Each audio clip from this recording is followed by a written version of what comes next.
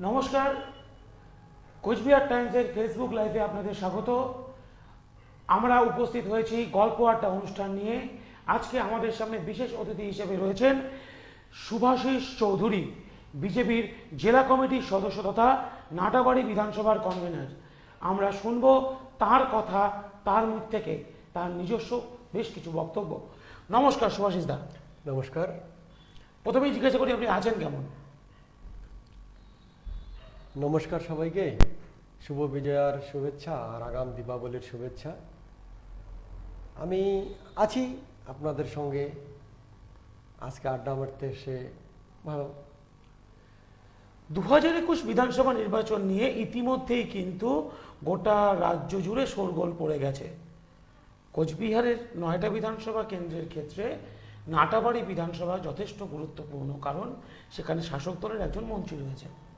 কি ভাবছেন, কিভাবে বিজেপি সেখানে তার নিজের কাজকর্ম করবে, সাংগঠনিকভাবে তাদের প্রস্তুতি কিভাবে নিচ্ছে? 2021 সালের বিধানসভা নির্বাচন রাজ্য জুড়েই শোরগোল, কিন্তু সেখানে আমাদের ভারতীয় জনতা পার্টির পক্ষ থেকেও তার প্রস্তুতির কাজ চলছে। কেন্দ্রের নেতৃত্ব, রাজ্যের নেতৃত্ব, জেলা নেতৃত্ব সকলে কাঁধে কাঁধ মিলিয়ে শুরু করেছে, তাদের লড়াইয়ের প্রস্তুতি চলছে আমাদের। আগামী দিনে তার সুফল আপনারা দেখতে পারবেন। কয়েকদিন আগেই অমিত শাহজি বাংলায় এসেছিলেন। উনি কিন্তু বারবার তার বক্তব্যে বলেছেন যে যুব মোর্চা এবং মহিলা মোর্চাকে সামনে নিয়ে কাজ করার ক্ষেত্রে কোচবিহার জেলার ক্ষেত্রে তার এই আহ্বানকে কিভাবে কাজে লাগানো হচ্ছে?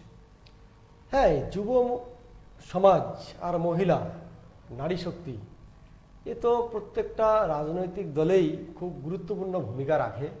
আমাদের দলও এর বাইরে নয়। আর আমাদের দল ভারতীয় জনতা পার্টি সবসময়ই বিশেষ করে যুব এবং মহিলা শ্রেণীর উপর খুব খুব সময় দিচ্ছে এবং তাদেরকে কাজে লাগানো, এবং দলের প্রত্যেকটা পদে কাজে আপনারা দেখেও থাকবেন সবসময় যুব এবং মহিলাদের অগ্রাধিকার সবসময় বেশি দেওয়া হয় ভারতীয় জনতা পার্টিতে। তারা এই বিধানসভা নির্বাচনে কিভাবে কাজ করবে, কিভাবে ফ্রন্ট লাইনে থাকবে, কতটা প্রচারে সহযোগিতা করতে পারবে তারা? তাদেরকে নিয়ে মূলত ভাবনা চিন্তা চলছে ভারতীয় জনতা পার্টিতে। ভারতীয় জনতা পার্টিতে মহিলা এবং যুব, তাদেরকে বাদ দিয়ে কখনোই ভারতীয় জনতা পার্টি এক পাও চলতে পারবে না। যুব মহিলা তাদের যথার্থ গুরুত্ব দেওয়া হচ্ছে এবং তাদেরকে সামনে রেখেই ভারতীয় জনতা পার্টির রণকৌশল তৈরি হচ্ছে। কোচবিহারের সাংসদ কিন্তু একজন যুব ব্যক্তি, সেক্ষেত্রে যুবদের ভূমিকা নিয়ে কি বলবেন দলের নিরিখে? আমাদের ভারতীয় জনতা পার্টির যারা নেতৃত্ব, যাদের হাতে বর্তমানে, তারা সকলেই যুব সমাজের প্রতিনিধিত্ব করছে। কি মহিলা, কি পুরুষ, কি যুব, টোটাল বিষয়টাই সম্পূর্ণভাবে যুব সমাজের উপরে ছাড়া। ভারতীয় জনতা পার্টিতে আমরা যারা, আমাদের মতো যারা বিভিন্ন বিধানসভা দেখছি, বিভিন্ন কনভেনার, সবাই যুব সমাজেরই প্রতিনিধি। এবং আমাদের মালতী দিদি, উনিও তো যুব সমাজেরই, মহিলা সশক্তিকরণেরই একজন অঙ্গ। আপনারা দেখেই থাকবেন এবং দেখছেন, উনি খুব ভালোভাবে সফলতার সঙ্গে কাজ করছে এবং সকলকে নিয়ে, যুব, মহিলা এবং নতুন পুরনো সকলকে নিয়েই উনি খুব সুন্দরভাবে কাজ করার চেষ্টা করছে এবং করছে। আমরা তাদের সঙ্গে সহযোগিতা করছি। দাদা, নাটাবাড়ি বিধানসভা কেন্দ্র কিন্তু এই মুহূর্তে রাজনৈতিক প্রেক্ষাপটে পাখির চোখ। সমস্ত রাজনৈতিক দলের চোখই কিন্তু নাটাবাড়ির দিকে। সেই ক্ষেত্রে নাটাবাড়ি বিধানসভা কেন্দ্রে বিজেপির সাংগঠনিক শক্তি কতটা বৃদ্ধি পেয়েছে লোকসভা নির্বাচনের জয়ের পরে? দেখুন, এটা যদি বলেন লোকসভা নির্বাচনের পরে নাটাবাড়ি হাইলাইটেড, তা নয়। নাটাবাড়ি বরাবরই ভারতীয় জনতা পার্টির পক্ষে একটা শক্তিশালী ঘাঁটি ছিল, কিন্তু লোকসভা নির্বাচনের পরে সেটা আরও বেশি প্রমাণিত হয়েছে ভোটের বাক্সে। আগে আমাদের সাংগঠনিক বেস ছিল, কিন্তু এবারে সেটা ভোটের বাক্স প্রতিফলিত হয়েছে। তার জন্য আপনারা ভাবছেন নাটাবাড়ি ভাইটাল, এটা ভারতীয় জনতা পার্টির পক্ষে সবসময় ভাইটালই ছিল, গুরুত্বপূর্ণ সিটি। 2021 বিধানসভা নির্বাচন, নাটাবাড়ি বিধানসভা কেন্দ্রে ঠিক কি কি ইস্যুর উপরে লড়াই করতে চলেছে বিজেপি? নাটাবাড়ি কেন্দ্রিক প্রধানমন্ত্রী নরেন্দ্র মোদীর একটা আহ্বান আপনারা লক্ষ্য করে দেখেছেন, আত্মনির্ভর ভারত। আর এই আত্মনির্ভর ভারতের মূল বিষয়টাই হচ্ছে গ্রামীণ এলাকাকে স্থানীয় কোনো উৎপাদন ভিত্তিক কোনো কাজকর্মগুলোকে সশক্তিকরণ করার জন্য ভারত সরকার বা মোদী সরকারের একটা চিন্তা বা স্বপ্ন। আর সেক্ষেত্রে নাটাবাড়িতে এরকম বিভিন্ন জায়গা আছে, যেমন ডাওয়াগুড়ি, চিলাখানা, এই সাইডগুলোতে তাঁত শিল্প, ধুলুয়াবাড়ি কেন্দ্রিক পাটি শিল্প, এই শিল্প এবং বলরামপুরের সাইডে বাঁশের কাজের একটা শিল্প বা যে বাঁশের কাজকর্মের উপরে।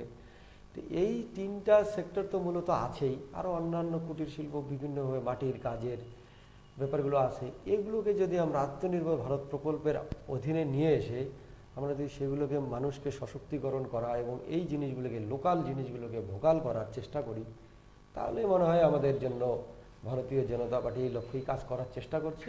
আগামী দিনে এটা সুফল নাটাবাড়ি বিধানসভার সমস্ত মানুষ পাবে।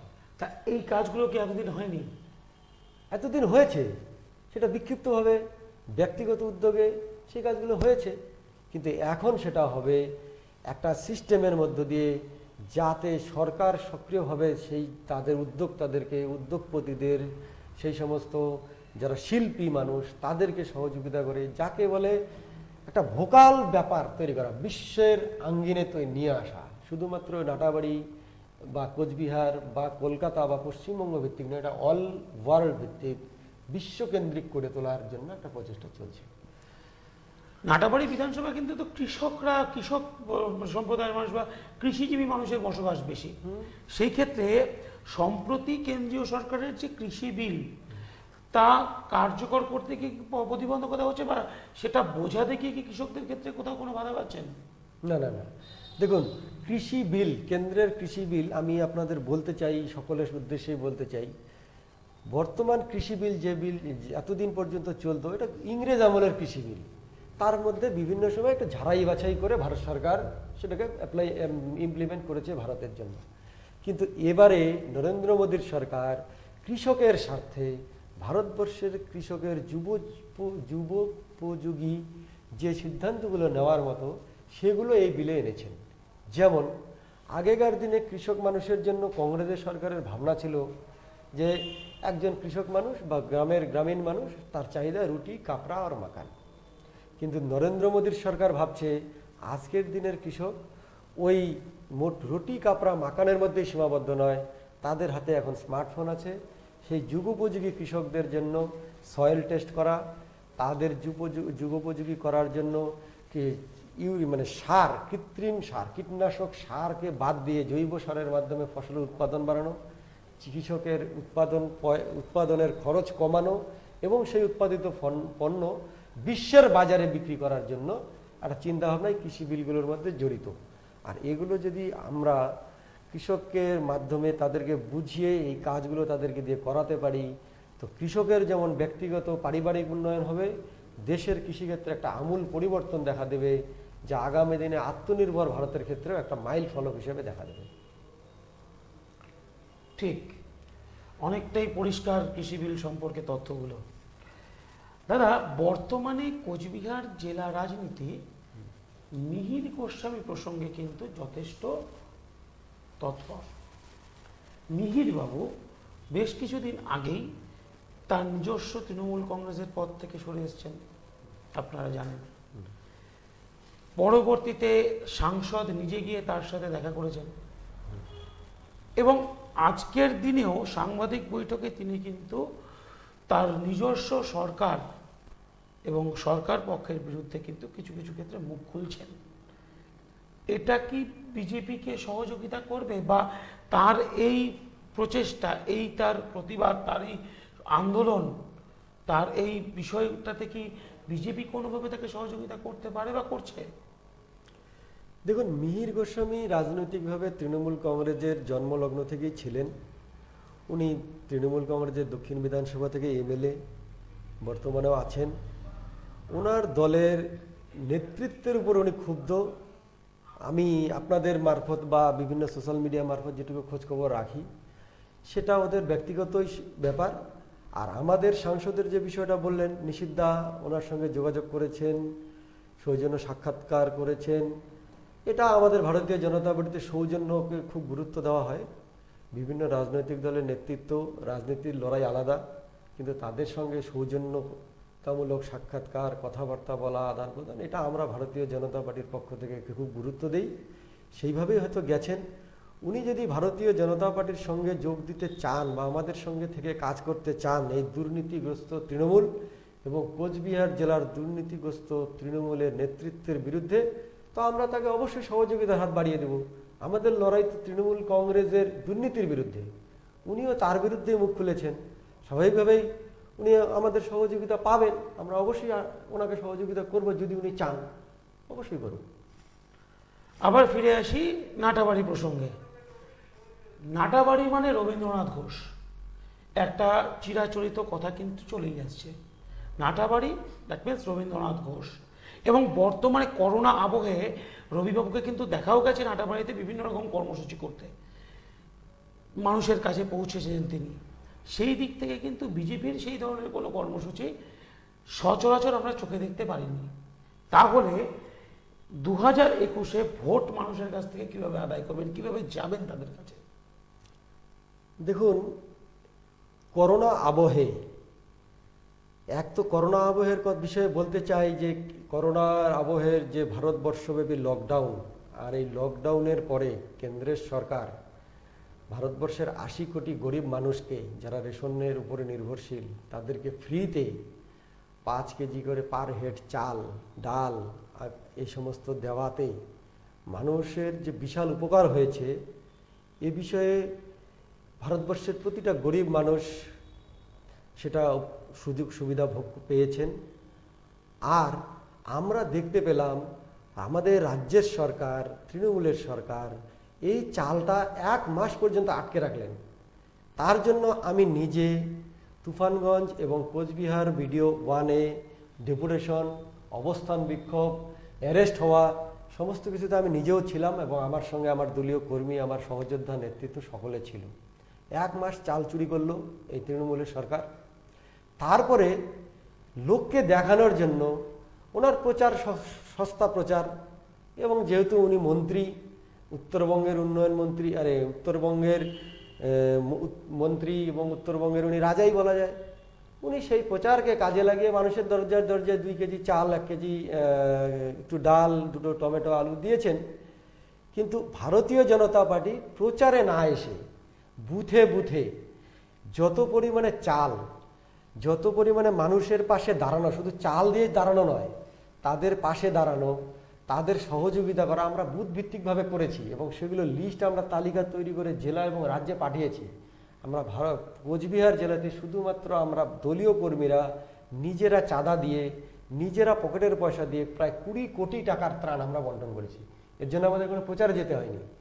আমরা কি দেখতে পেলাম, আমাদের সাংসদ যখন কিছু তার সহযোগিতা, তার ব্যক্তিগত সাংসদ হিসাবে তার দায় কোচবিহারবাসীর কাছে, তিনি যখন সেটা কিছু একটা বন্টন করতে দলীয় কর্মীদের মারফত করতে গেলেন, তাকে আটকে দেওয়া হলো।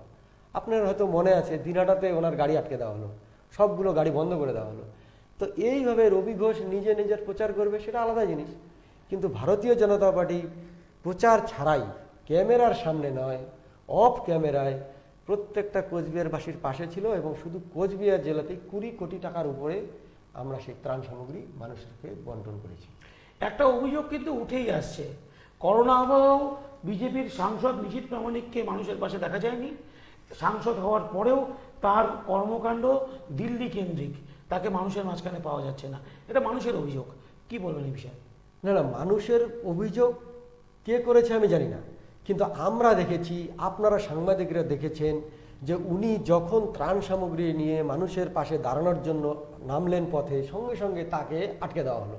দিনহাটা শহরে তার রাস্তায় গাড়ি আটকানো হলো, তাকে আটকানো হলো, তাকে পথ অবরোধ করতে বাধ্য হলে রাস্তায় বসে, দিনহাটা শহরের রাস্তায়। তো কি করে আপনি বলতে পারেন যে তাকে দেখা যায়নি? তাকে আটকে রাখা হয়েছে যাতে তিনি মানুষের কাছে পৌঁছে দিতে পারেন। এবং সাংসদ কোচবিহার জেলায় জনপ্রিয়, মানুষের প্রত্যেকটা মানুষ তাকে ভালোবাসে এবং তার প্রতি একটা আলাদা মিথ তৈরি হয়েছে যে সাংসদকে তারা খুবই ভালোবাসে, কিন্তু তাকে বাইরে যেতে দেওয়া হয়নি, কর্মীদের পাশে মিশতে দেওয়া হয়নি।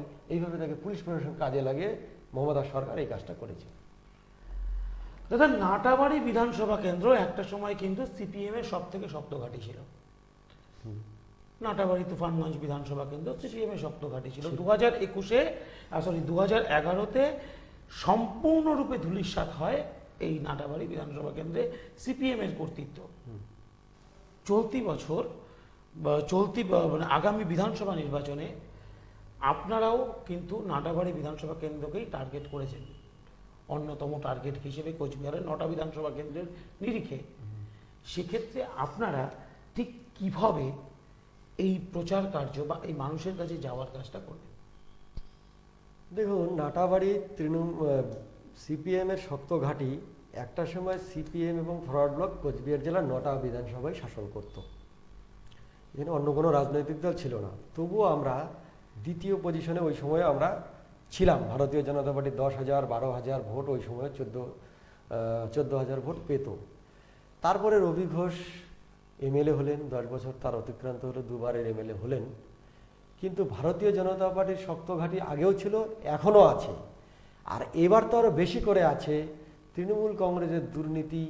এবং মন্ত্রী থাকাকালীন উনি যেভাবে বিভিন্ন এলাকায় সন্ত্রাসকে কন্ট্রোল করতে পারেননি, দুর্নীতি লাগাম ছাড়া নাটাবাড়ি বিধানসভায় সমস্ত জায়গায় তৃণমূল কংগ্রেসের নেতৃত্বরা দুর্নীতিতে কণ্ঠ নিমজ্জিত। তো এই পরিস্থিতিতে ভারতীয় জনতা পার্টির কাছে সুবর্ণ সুযোগ মানুষকে বলার মতো তৃণমূলের বিরুদ্ধে অনেক কিছু। আর বামপন্থীর যে শক্ত ঘাঁটির কথা বললেন, বামপন্থীরা আজকের দিনে ভারতবর্ষের রাজনীতিতে মূল্যহীন। তাদের রাজনীতির কোনো গুরুত্ব বর্তমানে ভারতবর্ষে রাজনীতিতে কোনো গুরুত্ব অস্তিত্ব বিপন্ন তাদের। কোচবিহারেও তাই, পশ্চিমবঙ্গেও তাই।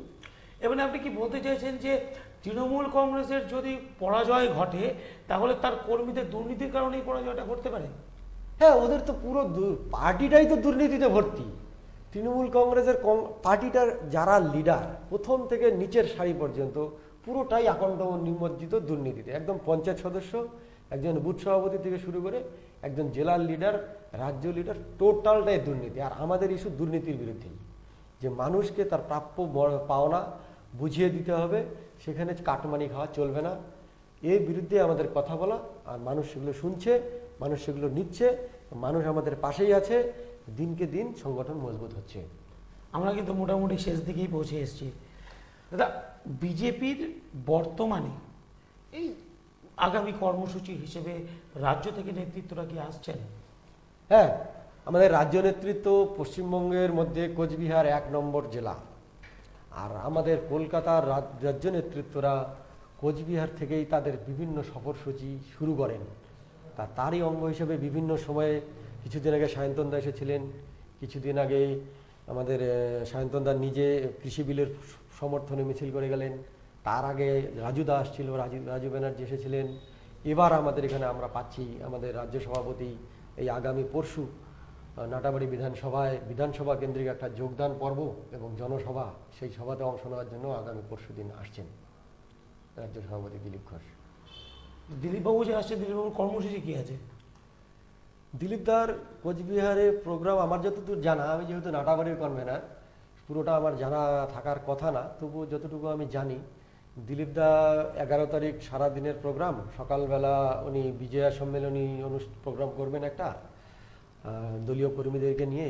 তারপরে উনি একটা দিনাটায় ওনার একটা কার্যক্রম আছে। তারপরে উনি আমাদের নাটাবাড়ি বিধানসভার পানিশালা গ্রাম পঞ্চায়েত এলাকায়, ওটা 15 নম্বর জেলা পরিষদ মণ্ডল বলি আমরা সাংগঠনিকভাবে, সেই মণ্ডলে একটা জনসভা আছে। তারপরে উনি এখান থেকে বেরিয়ে যাবেন। 2021 নির্বাচনকে সামনে রেখে আপনার নাটাবাড়ি বিধানসভার কর্মীদের কোনো বার্তা দিতে চান আমাদের মাধ্যমে, চ্যানেলের মাধ্যমে? শুধু আমার দলের কর্মীদেরকে বলবো, ভারতীয় জনতা পার্টির যত কর্মী আছেন, আপনারা আপনাদের লক্ষ্য স্থির রেখে, দলের প্রতি আনুগত্য রেখে কাজ করে যান। আর খুব সাবধান থাকবেন। কিছুদিন আগে জেপি নাড্ডা, আমাদের সর্বভারতীয় সভাপতি জেপি নাড্ডাজির একটা বৈঠকে আমার থাকার সৌভাগ্য হয়েছিল। উনি পরিষ্কার বলেছে, তৃণমূল কংগ্রেস বর্তমানে খুনের রাজনীতি চালাচ্ছে। আমাদের কর্মীরা যেন একটু সাবধানে থাকেন, একটু সতর্ক থাকেন। জীবন বিপন্ন করে রাজনীতি করতে হবে না। পশ্চিমবঙ্গের মানুষ ভারতীয় জনতা পার্টিকে আশীর্বাদ করার জন্য প্রস্তুত। শুধু আপনারা আপনাদের জীবন জীবিকা ঠিক রেখে দলের কাজটুকু অবিচলভাবে করে যান। আমরাই 2021 সালে সরকার করছি। নাটাবাড়ি 40,000 ভোটে আমরা জিতব, তৃণমূল কংগ্রেসকে হারাবো। আমাদের দলের যেই প্রার্থী হোক, পদ্মফুলকে জেতাবো 40,000 ভোটে। এটা আমাদের টার্গেট, আমরা এটা করে দেখাবো। শুধু দর্শকবৃন্দ, নাটাবাড়ি বিধানসভা কেন্দ্রে বিজেপি 40,000 ভোটে জিতবে, এমনটাই কিন্তু দাবি করছেন শুভাশিস বাবু। শুনলাম তার কথা। আজকের জন্য এখানেই আমরা ধন্যবাদ জানাচ্ছি। সকল দর্শক বন্ধুদের সাথে থাকবেন। নমস্কার। নমস্কার। জীবনের প্রত্যেকটা মুহূর্তের সাথী ছিলে তুমি। তোমার আভায় আমি আলোকিত, তোমার স্পর্শ আমার সকল চেতনায়। আজ আমি নতুন জীবনে পা রাখলাম। আজও আমার সঙ্গী তুমি, আমার চিরজীবনের সাথী। সোনা নয়, কিন্তু অবিক্ষণ সোনার মতো। রাষ্ট্রপতি পুরস্কারে nominated B Poddar Microgold ISO certified. কোচবিহারের লালদিঘির উত্তর পাশের বিল্ডিং এ 2nd ফ্লোরে অর্থাৎ ভবানীগঞ্জ বাজারে mega showroom. Mobile number 9832092714। MG garments, আধুনিক রেডিমেড পোশাকের একমাত্র বিশ্বস্ত ঠিকানা। শীততাপ নিয়ন্ত্রিত দোকানে আমাদের এখানে পাবেন মহিলাদের জন্য jeans, top, kurti, blazer, jacket. এছাড়াও পুরুষদের জন্য রয়েছে T-shirt, shirt, jeans, pant, blazer, coat সহ নানা ধরনের পোশাক। আমাদের ঠিকানা MG garments, Bishwa Singha road, Cooch Behar. Phone number 03582223612। Shriji মানে পুরুষ এবং মহিলাদের জন্য আধুনিক পোশাকের বিপুল সম্ভার। শীততাপ নিয়ন্ত্রিত এক ছাদের তলায় আপনারা পাবেন পুরুষদের জন্য নামি দামি কোম্পানির T shirt, shirt, jeans pant, cotton pant, panjabi, kurta. এছাড়া মহিলাদের জন্য রয়েছে আমাদের এখানে শাড়ির অফুরন্ত ভাণ্ডার। গাজি সিল্ক, বেনারসি, মটকা, তাঁত সহ নানান ধরনের শাড়ি। এই মরশুমে নিজেকে সাজিয়ে তুলতে অবশ্যই আপনাকে আসতে হবে শ্রীজি নেক্সট জেনারেশনে। আমাদের ঠিকানা RRN রোড, কোচবিহার। আমাদের মোবাইল নাম্বার 9002151055। অভিনন্দন, নামি দামি কোম্পানির আধুনিক পোশাকের একমাত্র ঠিকানা।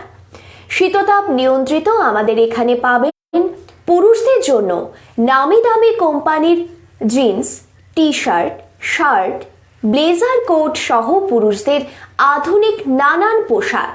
এই মরশুমে নিজেকে সাজিয়ে তুলুন, সাহায্য করব আমরা।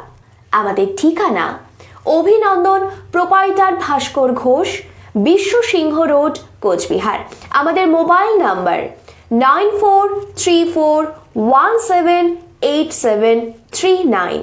কান্তা গার্মেন্টসের সকলকে স্বাগত জানাই। এবার পুজোয় আমাদের দুই দোকানেই পাচ্ছেন রকমারি পোশাকে 10% ছাড়। পুজো কালেকশনে রয়েছে সম্পূর্ণ নতুন স্টক। পুজোর কেনাকাটায় আকর্ষণীয় পুরস্কার হিসেবে পেতে পারেন 5 packet Surf Excel, body spray, বালতি অথবা কাপ সেট, হটপট অথবা ফ্লাক্স এবং 3 লিটারের প্রেসার কুকার। আমাদের ঠিকানা Kanta garments, Bishwa Singha road, Cooch Behar.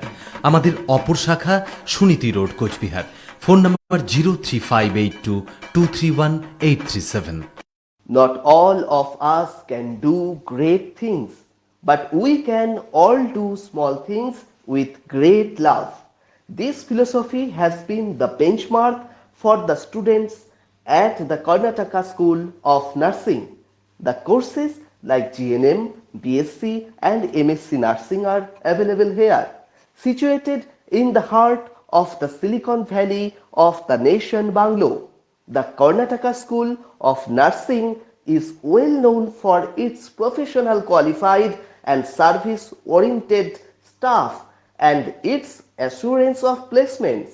In Kochbihar and Shiliguri, our authorized admission center is Nivedita Educational Institute.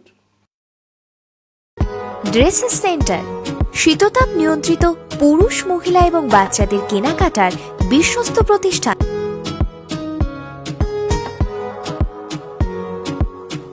Rupnarayan road, Cooch Behar. Mobile number 03582 224380।